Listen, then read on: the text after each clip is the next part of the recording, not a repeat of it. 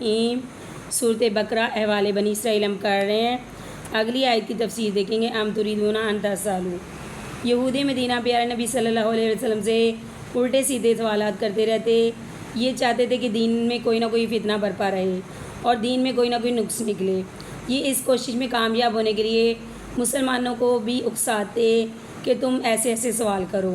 یہاں پہ اللہ تعالیٰ نے اس آیت میں اہل اسلام کو فضول اور کثرت سے سوال کرنے سے منع کر دیا۔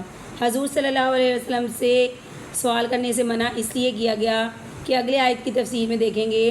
ہم تریدون، یعنی کیا تم بھی اپنے رسول سے ایسے سوال کرنا چاہتے ہو جیسے موسیٰ علیہ السلام سے ان کے یہود کے بڑوں نے کیے تھے اور غضب الہی اپنے پر بلا لیا۔ یہود نے موسیٰ علیہ السلام سے کہا تھا کہ جب تک ہم اپنے رب کو اپنی آنکھوں سے نہ دیکھ لیں ہم ایمان نہیں لائیں گے، اور اس طرح بجلی کی کڑک ان پر آ گری اور ان کو ہلاک کر دیا۔ غیر ضروری اور فضول سوال کی غزلت نہایت مذموم ہے۔ مسلم و بخاری کی ایک حدیث ہے کہ نبی کریم صلی اللہ علیہ وسلم نے فرمایا کہ فضول کلام کثرت سے سوال سے منع فرمایا۔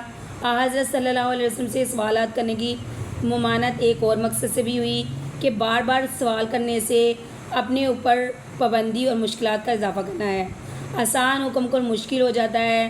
جن باتوں میں آزادی ہوتی ہے حکم آنے سے ان باتوں پر پابندی لگ جاتی ہے، جیسا کہ یہود کے ساتھ ہوا۔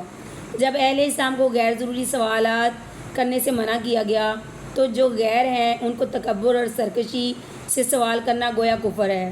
ایمان کے بدلے انہوں نے کفر خریدا اور سیدھی راہ سے ہٹ گئے اور جہالت و گمراہی میں گر گئے۔ اسی کو ارشاد فرمایا، ومن یتبدل، جو شخص بجائے ایمان لانے کے کفر کی باتیں کرے، اور بلا شخص وہ شخص راہ سے دور جا پڑا۔ اس میں اللہ کے حکم میں حجتیں نکالنا، اللہ کے رسول سے الجھنا اور بلا وجہ سوال کرنا یا اللہ کے کسی حکم کو غیر مناسب سمجھنا، یہ سب کفر کی باتیں ہیں۔ مومن و مسلمان کو تو فریضہ ہے کہ جو اللہ حکم دے اس کو فوراً مان لے اور اس کے آگے سر تسلیم کر لے۔ بدّا کثیر من، جب جنگ احد میں مسلمانوں نے حضور صلی اللہ علیہ وسلم کے حکم کی نافرمانی کرنے کی وجہ سے شکست و نقصان اٹھائے تو یہود جو شب و روز مختلف تدبیروں سے دوستی اور خیر خواہی کا لبادہ پہنے ہوئے تھے، مسلمانوں کو اسلام سے پھیرنے کی کوشش کرنے لگے۔ حضرت حذیفہ اور حضرت عمار بن یاسر کو بہکانا شروع کر دیا۔ کہنے لگے اگر تم دین برحق پر ہوتے تو شکست کیوں کھاتے؟ اب اگر تم ہمارے دین کی طرف رجوع کرو گے تو زیادہ پاؤ گے۔ حضرت عمار نے جواب دیا کہ تم لوگ واقف ہو کر اور جان کر یہ حکم کرتے ہو۔ یہود بولے کہ ہاں، عہد توڑنے کا بڑا گناہ ہے۔